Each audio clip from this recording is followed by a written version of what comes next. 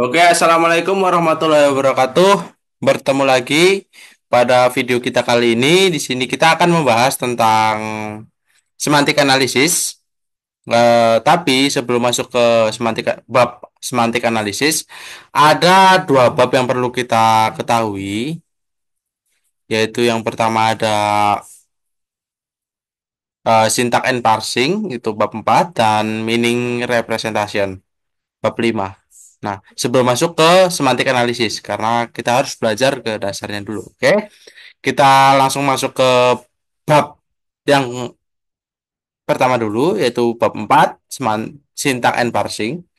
Eh, di bagian ini, kita akan memahami beberapa sintaksis dan parsing penting dalam NLP. Sintaksis adalah aturan yang mengatur bagaimana kata-kata disusun menjadi kalimat yang bermakna. Parsing adalah proses menganalisis struktur kalimat untuk membentuk pohon. Parse. Nah, misalnya kalimat Tom pushed the car. Nah, dianalisis untuk memahami hubungan antara kata seperti subjek, kata kerja, dan objek. Nah, tujuannya adalah membuat sistem otomatis seperti parser untuk memahami struktur kalimat yang sangat penting untuk aplikasi seperti terjemahan mesin atau chatbot. Oke, yaitu, nah, berikutnya ada sintak analisis. Nah, apa itu sintak? Nah, sintaksis adalah aturan yang mengatur cara kata-kata disusun menjadi frasa, klausat, atau kalimat. Misalnya, dalam bahasa Inggris, kalimat biasanya mengikuti pola subjek, kata kerja, objek, seperti the cat mode. Nah, dari perspektif NLP, sintaksis membantu komputer memahami aturan kata tanpa perlu tahu makna sebenarnya. Lalu sintaksis rule. Nah, aturan sintaksis ini menentukan pola umum dalam kalimat. Nah, contohnya dalam kalimat the big black dog. Nah, urutan kata sifat harus benar. Ukuran ukuran atau big, lalu warna atau black, kalimat biasanya dimulai dengan subjek, diikuti kata kerja dan objek atau pelengkap seperti Jack chased the dog. Nah, di sini ada nih common syntaxis pattern. Nah, ada 7 pola sintaks umum dalam bahasa Inggris. Subjek kata kerja, contoh the cat mouth. Lalu ada subjek kata kerja objek langsung. The cat plays the ball, ball. Nah, pokoknya itulah. Oke. Subjek kata kerja pelengkap subjek. Nah, contohnya the cat is playful. Nah, lalu ada subjek kata kerja pelengkap adverbial. Nah, the cat paced slowly. Lalu ada subjek kata kerja objek tidak langsung, objek langsung. Nah, jadi contohnya the cat gave me the ball. Nah, lalu ada subjek kata kerja objek langsung pelengkap objek. Contohnya the cat made the ball dirt. Nah, lalu ada subjek kata kerja objek langsung pelengkap adverbial. Contohnya the cat parked its elf up. Nah, pola ini membantu komputer memahami struktur kalimat. Nah, lalu ada importance of syntax and parsing in NLP. Sintaksis dan parsing ini adalah inti dari pemahaman bahasa alami NLU. Mereka eh, memeriksa apakah kalimat benar secara tata bahasa seperti Jack Bush, Bush, nah, yang tidak lengkap karena tidak ada objek. Ini penting untuk aplikasi seperti pemeriksa tata bahasa di Microsoft Word, pengenalan suara, atau terjemahan mesin. Oke, ini ada tipe of continuous sentence. Nah, continue adalah bagian dari kalimat kata, frasa, atau klausa. Misalnya dalam The Milky Cat with Long Tail is mewing. Nah, itu frasa the milky cat with long tail. Nah, adalah continuum yang bisa kita ganti dengan it atau na. atau nama seperti Koko. Parsing mengidentifikasi continuum ini untuk memahami struktur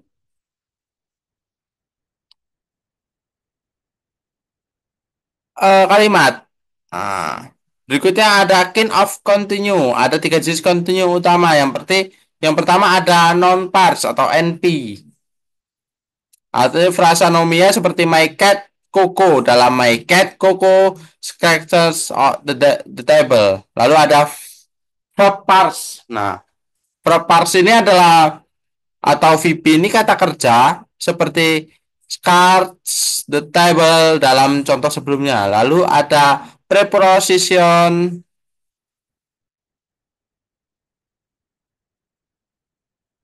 preposition apa? Parse atau PP. Frasa preposisi ini seperti on the table. Continue ini membentuk kalimat yang bermakna. Nah, kita langsung masuk yang pertama, non parse atau NP. Ini terdiri dari nomina yang dan pengubahnya seperti artikel atau kata sifat. Contoh, the milky cat with a long tail terdiri dari determiner the kata sifat milky dan nomina cat. NP bisa menjadi subjek atau objek. Nah, berikutnya ada verbal parts. Nah, ini terdiri dari kata kerja utama dan pengubahnya seperti kata kerja bantu, is, has. Ada 9 jenis VP, misalnya kata kerja tunggal. Jack catches a deer. Kata kerja bantu tambahan ing. Jack is singing. Nah, berikutnya ada kata kerja bantu plus past participle. Jack of broken vase. Oke, complexity on simple continuance. Nah, continue sederhana seperti the big red handbag harus mengikuti urutan. Kata sifat yang benar, kalimat seperti Jane dedicate a cat with a long tail. Ada salah satu cara sintaksis, tapi Jane dedicate a cat with a long tail short hair naik pet. Benar karena strukturnya lengkap. Lalu ada verb parts, subcategorization. Nah, ini kata kerja dalam verb parts. Ini diklasifikasi berdasarkan argumen sintaksnya. Nah, kata kerja tunggal itu hetars, hetap. Kata kerja integratif plus NP ini fins a clue. Kata kerja intrinsip NP N plus NP itu ada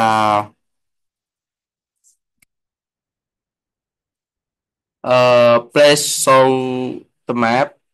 Nah, ini subkategori ini membantu parser memahami struktur kalimat. Lalu ada leksikon, adalah kumpulan kata dalam bahasa seperti kosakata medis atau teknologi. Dalam parsing, leksikon membantu menentukan tag post dan aturan sintaksis. Seperti membedakan Jack is angry with Sophia. Benar. Dan Jack is mad with Sophia. Itu salah. Oke. Recursion in grammar rule. Nah, ini aturan tata bahasa bersifat rekursif, memungkinkan kalimat kompleks. Contoh, my good friend Jack Bush a flat diuraikan menjadi SNPVP. Di mana NP bisa jadi my god friend dan VP jadi Bush a fault. Rekursi ini memungkinkan struktur kalimat yang lebih panjang. Oh, what is context free language? CFL.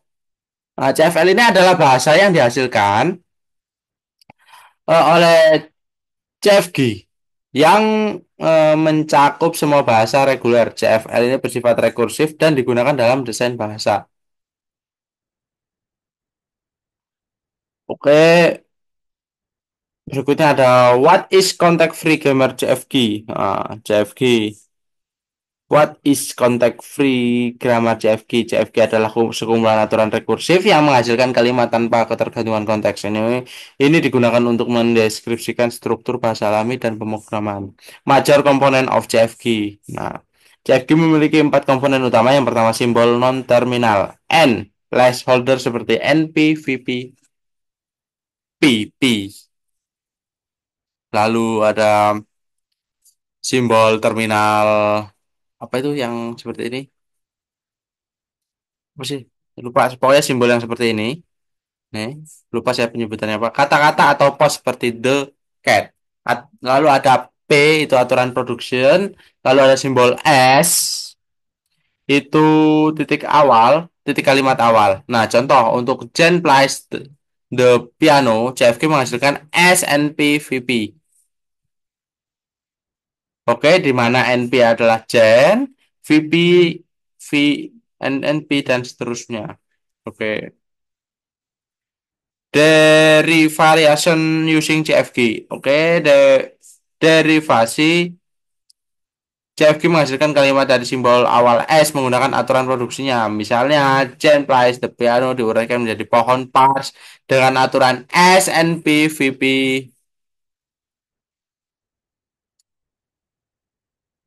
V, NP, NP, that, N, dan seterusnya.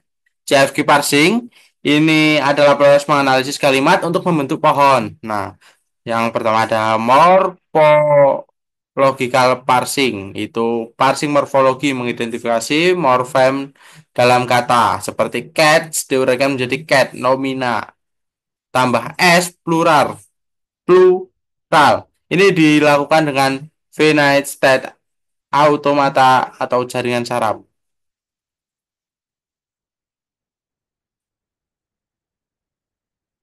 Phonological parsing. Berikutnya ada parsing fonologi, menganalisis bunyi fonem untuk membentuk kata atau frasa. Ini penting untuk pengenalan suara dan pengembangan bahasa tulis anak. Ada sintaktik parsing. Nah, ini sintaktik parsing ini parsing sintaksis mengidentifikasi struktur tata bahasa kalimat seperti menentukan subjek dan predikat. Pohon pars ini membantu dalam terjemahan mesin dan chatbot. Lalu ada parsing as akin of the tree searching.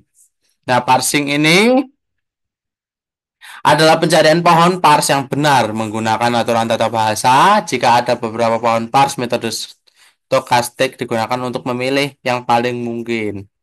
Ada CFG. Nah, CFG ini for fragment of English. CFG for fragment of English ini untuk fragment berbahasa Inggris seperti play the piano menggunakan aturan seperti S, VP, VP, V, NP, NP, that nom ini menghasilkan struktur sederhana untuk kalimat pendek. Ada parts tree for the play piano. Untuk play the piano, pohon parts dimulai dari S, VP. Lalu VP ke V, NP. Lalu NP ke that nom. Di mana V itu play, that itu the nom itu piano. Ini membentuk struktur kalimat yang jelas. Top down parser. Berikutnya ada top down parser. Nah, ini dimulai dari simbol awal S ke kata-kata daun. Misalnya untuk play the piano, parser mencoba semua aturan dari S hingga mencocokkan kata-kata. Ini selalu menemukan solusi jika kalimat benar, tapi bisa memakan waktu. Oke, bottom of bottom up parser ini dimulai dari kata-kata ke S untuk play the piano. Parser mengkelompokkan fly atau V the atau that piano atau N ini ke NB, VP, lalu S ini efisien tapi bisa gagal jika tidak mencapai S. Lalu ada kontrol parsing. Ini diperlukan untuk memilih node mana yang diuraikan terlebih dahulu untuk urutan aturan efisien agar tidak membuang waktu pada pohon parse. Lalu parse on counts of the top versus bottom up parsing. Nah, ini nih top down. Top down ini kelebihannya ini selalu menemukan solusi jika kalimat benar, kekurangannya membuang waktu pada pohon parts yang tidak relevan. Nah, sedangkan bottom up ini kelebihannya mempertimbangkan kata-kata lebih awal, lebih efisien, dan kekurangannya bisa gagal jika pohon parts ini tidak mencapai S. Lalu ada lexical probability parsing. Nah, ini di sini. Probabilitas ini digunakan untuk mengatasi masalah ambiguity dan memprediksi kata dalam pengenalan suara. Misalnya, I saw Jane with the telescope bisa berarti dua hal. dan probabilitas membantu memilih interpretasi yang lebih mungkin berdasarkan korpus. Lalu semantic with parsing. Ini. Makna semantik mempengaruhi parsing misalnya check draw one card from a test. Salah satu salah secara semantik karena seharusnya deck ini pendekatan modern menggunakan korpus besar untuk menentukan probabilitas tanpa memodelkan makna dunia. Apa itu PCFG? PCFG itu adalah CFG dengan probabilitas setiap aturan misalnya S itu NP VP 0,82. Nah, probabilitas pohon pars ini dihitung sebagai bentuk probabilitas aturan yang digunakan. Simpelnya gini, contoh simpelnya untuk kalimat by coffee from Starbucks, ini PCFG menghitung probabilitas pohon parsnya. Misalnya, aturan S ke NPVP itu 0,82. Nah, NP proper kurang N itu 0,37. Nah, ke VP by itu 0,41. Total probabilitas ini membantu memilih parcel yang paling mungkin. Nah, ya, oke. Kita menggunakan using probabilitas for language modeling. PFCG ini mengintegrasikan probabilitas n-gram dengan pohon pars, menghitung probabilitas kalimat sebagai jumlah probabilitas semua pohon. Pars yang digunakan ini lebih efisien daripada model n-gram biasa. Limitasi for FCFG ini terbatas karena probabilitas tergantung pada konteks. Misalnya probabilitas NP sebagai subjek ini lebih tinggi untuk pronoun 0,91%. Dibandingkan objek langsung 0,34% ini membuat PCFG ini kurang akurat untuk kasus kompleks. Nah, the fake lexical parsing ini, parsing leksikal menambahkan informasi kata head word ke aturan. Misalnya untuk workers dumped sex into a bin. VP dumped ini VBD dumped NP sex PP into ini memiliki probabilitas yang lebih tinggi berdasarkan leksikon membantu menyelesaikan ambiguitas. Nah, mungkin itu saja. Kita lanjut langsung ke bab berikutnya yaitu meaning representation. Nah, makna.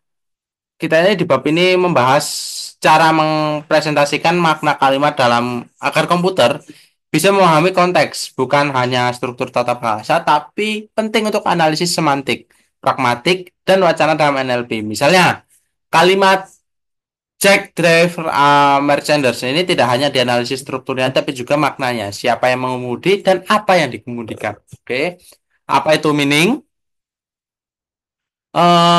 Meaning adalah makna adalah pesan yang disampaikan melalui kata, frasa, atau kalimat dalam konteks tertentu. Dalam NLP, makna dibagi menjadi dua leksikal kata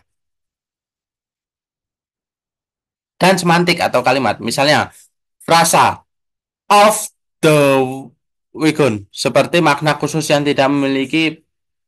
tidak bisa dipahami dari kata-kata individunya. Makna juga dipengaruhi oleh pengalaman hidup dan budaya, seperti kata dokter, dokter yang bisa merujuk ke dokter medis atau pemegang gelar PhD. Nah, ada meaning representation. Representasi makna mengubah kalimat menjadi bentuk yang mencerminkan situasi dunia nyata, bukan hanya struktur sintaksis. Ada 5 jenis representasi makna, yaitu yang pertama ada kategori, objek atau entitas, seperti nama perusahaan atau lokasi, contohnya Starbucks. Yang kedua ada peristiwa atau event. Ini aksi atau fenomena seperti eating lunch terkait dengan kata kerja. Berikutnya ada tiga, ada time atau waktu.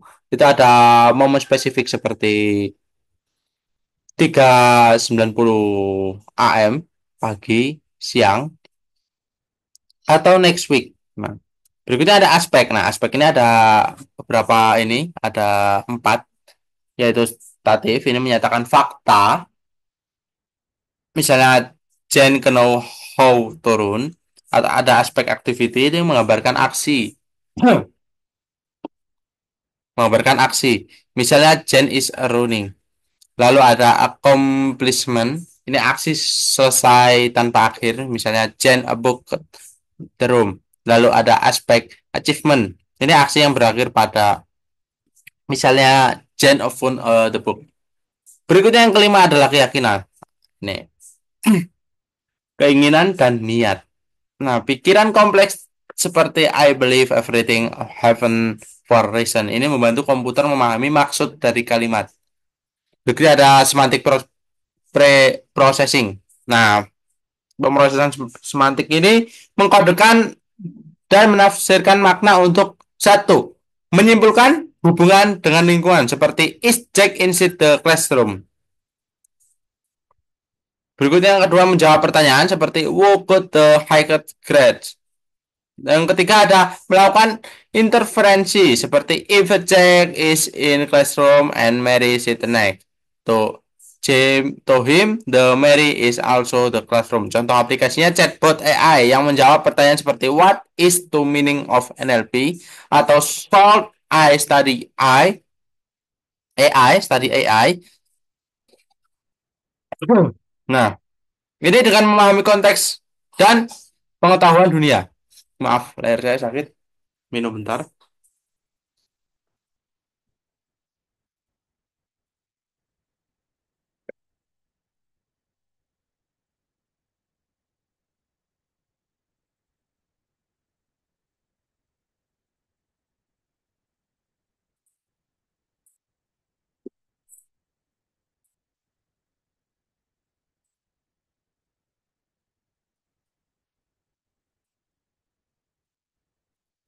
Oke, lanjut. Common meaning representation. Ini ada empat metode utama dalam mempresentasikan makna. Diilustrasikan dengan kalimat Jack Driver Merchandise. Yang pertama ada first order predicate calculus atau FOPC. Ini menggunakan logika untuk menggambarkan hubungan antar objek untuk Jack Drive Merchandise FOPC adalah ini logikanya. Oke, bisa dilihat dari sini. Oke, ini menunjukkan Jack sebagai pengemudi dan merchandise sebagai objek yang dikemudikan. Lalu ada semantic network. Ini adalah jaringan semantik yang apa? Adalah graf yang berlabel menghubungkan konsep untuk kalimat tadi. Driving adalah pusatnya terhubung ke Jack, driver, dan merchandise adalah driving. Nah, ini menjadi busur berlabel. Berikutnya ada conceptual dependency diagram atau CDD. Ini merepresentasikan makna independen dari bahasa untuk Jack Driver A Mercedes. Ini diagram yang menunjukkan drive by. Ini sebagai konsep utama yang menghubungkan Jack and Mercedes. Ada frame based representation. Ini representasi berbasis bingkai, menggunakan bingkai untuk mendeskripsikan konsep untuk kalimat tadi. Bingkai driving ini memiliki slot driver atau jack dan driving ini merchandise ini fleksibel dan independen dari bahasa. Berikutnya ada requirement of meaning representation. Ini ada tiga persyaratan untuk representasi makna yang baik, yaitu variability, makna yang harus bisa diverifikasi tahap basis pengetahuan. Contoh, does Jack drive a Mercedes? Dapat dijawab ya berdasarkan Jack drive a Mercedes. Berikutnya ambiguity. Nah, ambiguity ini terjadi ketika kalimat memiliki lebih dari satu makna seperti Jack rode a horse in a brown outfit. Apakah Jack atau kuda yang memakai pakaian coklat? Konteks ini penting untuk mengatasinya. Oke, berikutnya ada Vagueness itu ketidakjelasan terjadi pada kasus batas. Ini he live somewhere in the south of US. US yang tidak spesifik representasinya ini makna harus meminimalkan ambiguitas dan ketidakjelasan. Berikutnya ada canonical forms. Ini bentuk kanonik adalah cara standar untuk merepresentasikan makna yang sama dari kalimat yang berbeda. Contoh, Jack eats Kit Kat dan Kit Kat Jack likes to eat. Nah, memiliki makna yang serupa, tapi direpresentasikan dalam FOPC-nya atau jaringan semantik secara konsisten. Nah, kelebihannya ini eh, menyederhanakan penyimpanan dan interferensi. Kekurangannya ini sulit untuk kalimat dengan nuansa dan makna yang berbeda. Berbeda. Berikutnya interference. Interferensi. Apa itu? Ini adalah proses menarik kesimpulan dari informasi yang ada. Interferensi ini terbagi dari menjadi dedukasi berdasarkan fakta seperti Jack is a pilot, he travels a lot, dan induksi dari bukti kesimpulan umum seperti the sun rises every day. Ini penting untuk aplikasi NLP seperti chatbot yang menjawab pertanyaan berdasarkan pengetahuan. Example-nya gini, of interacting with FOPC. Untuk pertanyaan, does Joke at KitKat? FOPC ini adalah eh ini. Nah, jika pertanyaan ini benar, intervensi dedukatif menjawab iya. Nah, Fillmore's Theory of Universal Case. Ini adalah teori khusus universal Fillmore menganalisis peran semantik dalam kalimat berdasarkan kata kerja. Apa itu Fillmore? Nah, ini teori ini menyatakan bahwa kalimat, nah yang ini, menyatakan bahwa kalimat, ah, menyatakan bahwa setiap kata kerja memerlukan peran semantik tertentu seperti agen, objek, atau penerima. Contohnya, Jen pays cash to Jack. Memiliki peran agen, Jen, objek, cash, dan menerima Jack. Oke. Berikutnya, Major cash roles in Fillmore Theory. Nah, ada 6 peran utama. Yang pertama, agen. Agen ini pelaku, aksi seperti Jack. Dalam Jack cut the meat. Nah, experiencer ini pelaku tanpa niat seperti Jack dalam Jack feels cold. Lalu ada tema objek yang berpengaruh, yang terpengaruh seperti meat dalam Jack cut meat. Lalu instrumen, alat yang digunakan seperti knife. Jack cut the meat with a knife. Lalu penerima, ini penerima aksi seperti Jen dalam Jack selain Jen the CD. Nah, to add from log post a theme ini menunjukkan kepemilikan tempat dan waktu seperti to Jen dalam Jacqueline to si to Jen. Lalu kompilasi dan di dalam casserole.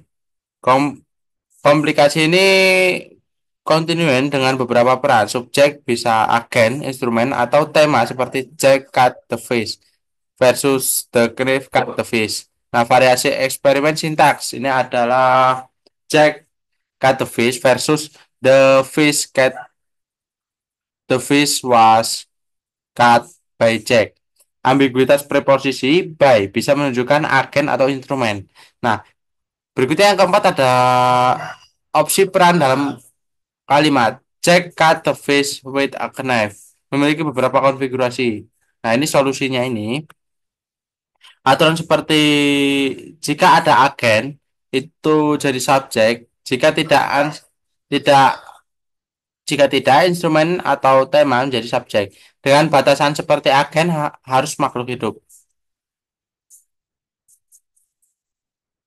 Seleksional eh re, Restriction. Ini pembatasan seleksi membatasi peran seperti agen harus makhluk hidup. Contohnya, someone assassinate the president benar, tapi the spider assassinate the fly ini salah karena assassinate menyiratkan niat politik. Nah, first order efek first order calculus FOPC adalah kerangka logis untuk representasi makna. FOPC representasi scam. Ini mendukung pengenalan variabel dan inferensi. Ini sederhana namun kuat untuk mengungkap makna kalimat seperti Jack gave a pen to Jane. Nah, lalu ada major elemen.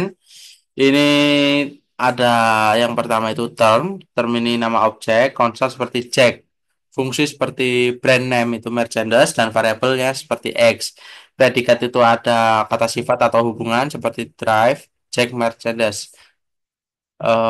Ada konektif. Ini kombinasi proposisi seperti dan atau jika maka. Nah, kuantor generalisasi seperti semua dan ada. Oke. Predikat argumen struktur FOPC. Ini struktur predikat argumen ini menunjukkan hubungan aksi peran. Misalnya, Jack gave a pen to Jen diuraikan sebagai giving Jack Jen pen. Dengan Jack itu agen, Jen itu penerima, dan pen itu tema. Lalu ada meaning representation. Ini adalah masalah. FOC meliputi menentukan jumlah peran yang tepat dan memastikan referensi benar. Solusinya memisahkan peran seperti drawing atau X dan drawer atau Jax, X dan drawer. Ini Y, ini untuk fleksibilitas. Lalu ada interferencing using FOBC ini. Interferensi FOC menggunakan modus ponen. Jika P maka Q. Contoh Tesla is electric car. Dan all electronic cars use electric key. Nah, itu menghasilkan kata eh, Tesla nih using uses electricity. Intervensi ini bisa menuju forward reasoning. Nah, jadi mungkin itu ringkasnya bab 5. Kita lanjut yang masuk ke semantik analisis. Nih, semantik analisis. Nah, di kali ini kita akan membahas bab 6 tentang semantik analisis dari buku Natural Language Processing karya Raymond. Bab ini menjelaskan bagaimana komputer memahami makna teks dan ucapan dalam NLP. Yuk, apa itu semantik analisis?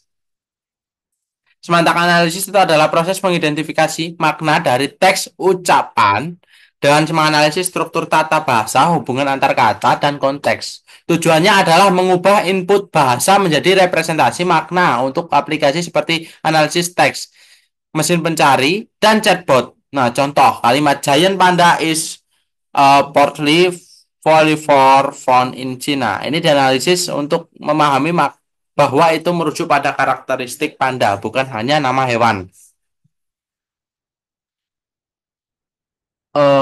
The importance of semantic analysis di NLP. Analisis semantik ini penting karena memastikan relevansi konten berdasarkan pengguna, isi, dan konteks. Tanpa analisis semantik, teknologi berbasis data sulit memahami makna kontekstual. Misalnya kata run. Ini punya lebih dari 100 makna. Tapi run to a meeting atau run company eh, tanpa analisis semantik, sistem seperti bug of word gagal membedakan fakta penting dari informasi yang tidak relevan. Berikutnya ada how human are local semantic analysis. Ini mana manusia sangat pandai mengekstrak makna abstrak secara alami. Misalnya, kata apple bisa merujuk pada buah atau merek teknologi, tergantung pada konteksnya. Nah, manusia ini menggunakan pengalaman pengetahuan umum dan konteks untuk memahami makna dengan akurasi yang tinggi. Nah, NLP berbasis mesin belajar meniru kemampuan ini untuk menganalisis pesan online atau menjawab pertanyaan secara ekstraksi manual. Berikutnya ada leksikal versus komposisional semantik analisis. Leksikal semantik analisis ini analisis semantik leksikal mempelajari makna kata, frasa, dan hubungan antar kata bahasa struktur bahasa. Unit analisisnya adalah leksikal unit atau kata afiks atau frasa. Ini menganalisis hubungan seperti sinonim, antonim, dan homonim. Contoh, bank. Bank itu eh, sebagai institusi keuangan, tapi bisa juga tepi sungai. Oke, terusnya tepi sungai. Komposisional semantik analisis. Nah, analisis semantik komposisional fokus pada makna kalimat berdasarkan struktur sintaksis, bukan hanya kata individu. Contoh, Andre Lix Jen. Nah, Jen Lix Andre ini memiliki kata-kata yang sama. Urutan kata mengubah makna. Representasi makna bisa simbolik, formula, logis, atau vektorial. Word embeddings. Nah, berikutnya word senses and relation. Apa itu word sense? Itu word sense adalah makna spesifik sebuah kata berdasarkan konteks. Misalnya, bank punya lebih dari 20 makna seperti institusi keuangan. Jack goes to the bank and withdraw some money. Tepi sungai. Jack stand beside the bank of a river. Bisa juga kotak uang. His coin bank was empty. Nah, berikutnya ada tipe leksikal semantik. Nah, ini nih ada 6 jenis leksikal semantik, yaitu homonimi, kata dengan ejaan dan penggunaan pengucapan yang sama. Tapi maknanya berbeda. Bat, itu tongkat olahraga. Bat, itu kelelawar. Berikutnya ada polisemi, kata dengan ejaan yang sama, tapi maknanya berbeda dalam konteks bank itu gedung bank atau bank itu organisasi. Nah, berikutnya ada metonimi. Nah, metonimi mengganti kata dengan asosiasi terkait seperti crown untuk monarki. Lalu ada sinonim. Nah, ini sinonim. Sinonim ini adalah kata dengan makna yang serupa seperti big versus large. Large. Meski ada nuansa yang berbeda. Lalu antonim. Antonim adalah kata dengan makna berlawanan. Contoh, hot versus cold. Nah, itu panas dan dingin. Ada hiponimi dan hipernimi. Nah, ini. Ini hubungan subkelas dan kelas. Contoh, truk, hiponim dan vehicle, vehicle, hyperfinim. Nah, Jack Huma test ini nah yang ini tadi ini menguji ambiguitas. Contoh, wage neither war nor peace. Salah satu salah karena wage peace tidak logis karena semantik.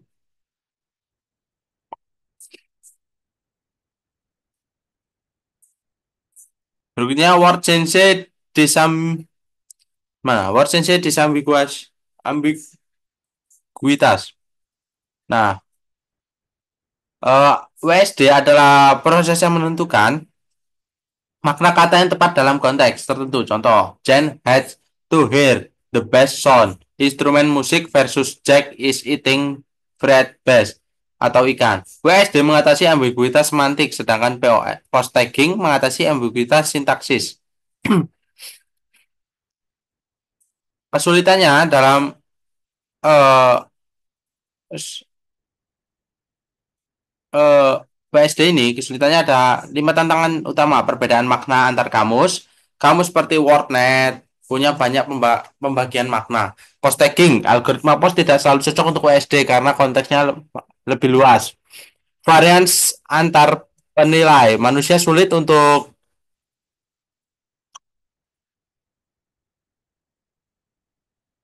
Apa ya?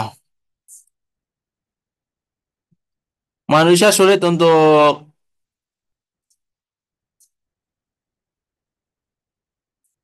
sepakat pada makna halus, fine grain. Nah, berikutnya ada pragmatik. Nah, pragmatik ini adalah memerlukan pengetahuan dunia dan ontologi. Lalu yang terakhir ada diskretisasi makna. Diskretisasi makna. Makna kata bervariasi dan sulit dipisah secara jelas. Metode WSD. Empat metode utama adalah knowledge base menggunakan kamus dari Lex algoritma yang mengukur tumpang tindih definisi, supervised learning. Ini melatih model dengan korpus bernotasi seperti SVM, membutuhkan data besar, lalu semi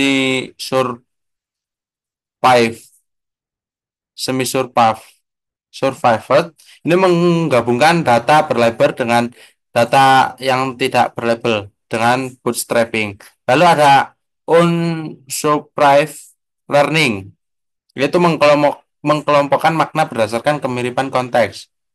Metode berbasis pengetahuan dan pembelajaran Turing itu paling umum digunakan karena akurasinya tinggi. Nah, WordNet and Online Treasure. Apa itu WordNet? WordNet adalah korpus leksikal dengan lebih dari 200 bahasa, mengkelompokkan kata, kata benda, kata kerja, dan lain-lain ke dalam synsets, kumpulan sinonim. Ini alat penting untuk NLP, berisi lebih dari 117.000 synset dengan hubungan semantik, sinonim, dan hiponimi. Berikutnya ada apa itu synset? Synset adalah kelompok sinonim yang mewakili konsep spesifik dengan definisi pendek. Gloss, contoh, synset book mencakup hubungan dengan publikasian atau novel.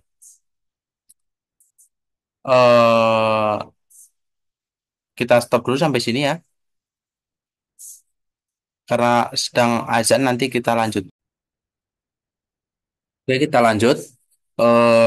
Major lexical relation wordnet.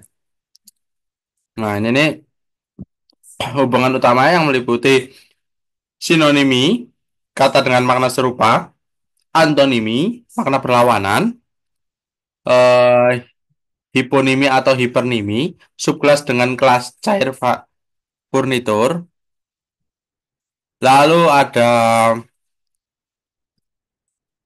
meronimi, holonimi, bagian keseluruhan, brief head, hipernimi, kekhususan kata kerja. Nah, berikutnya ada application of WordNet and Azure. Nah, WordNet ini digunakan untuk ekstraksi informasi pencarian terjemahan mesin dan pengukuran kemiripan kata dengan algoritma seperti WordNet Similarity. Lalu medical.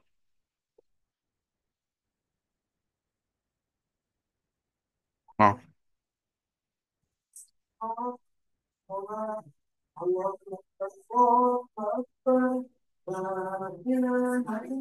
Lalu apa?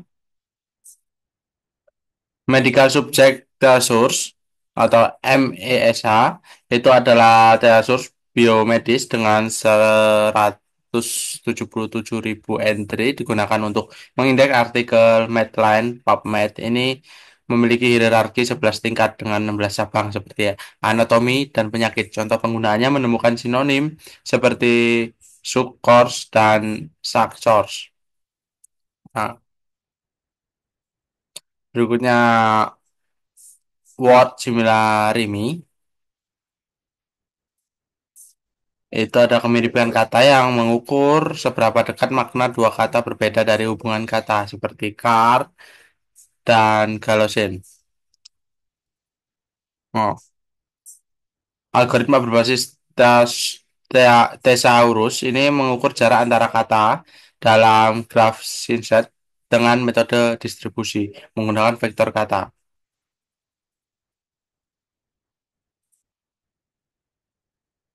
Hmm, Bentar, saya juga sambil memahami.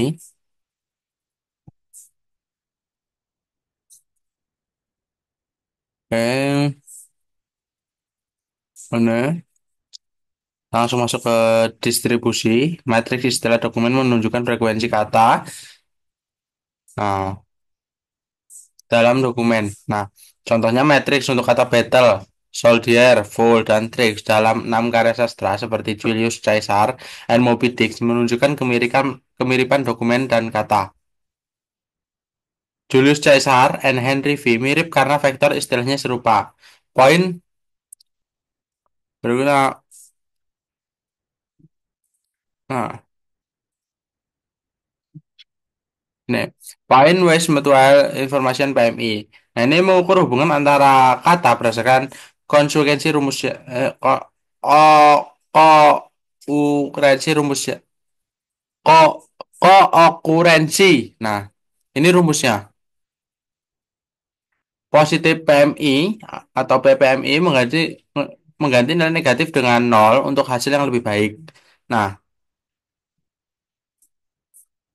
contoh computing PPMI term konteks metrik. Penggunaan metrik istilah dokumen PPMI. Hmm. PPMI dihitung untuk kata seperti fool dalam konteks as you like I. Contoh PMI fool. Ini PMI sama dengan full C1. Ini pokoknya ini hasilnya. Nah, berikutnya langsung weighting PMI teknik. Nah, PMI cenderung bias karena pada kata langka. Solusinya gunakan smoothing. Misalnya add to smoothing untuk meningkatkan probabilitas konteks dengan vektor. Nah, konteks and word similar berarti lalu ada 9,8. 9. Nah, konteks and word similarity measurement ini kemiripan diukur dengan choice similarity pada vektor PPMI. Contoh as you like it dan 12 knife ini memiliki kemiripan tinggi 0,453. Kata fold dan trick juga mirip secara semantik. Itu seperti itu. Mungkin itu saja yang dapat saya sampaikan. Lebih dan kurangnya mohon maaf. Berikutnya selamat bertemu kembali di pertemuan video berikutnya, yaitu video praktikum tentang semantik analisis. Terima kasih dari saya. Wassalamualaikum warahmatullahi wabarakatuh.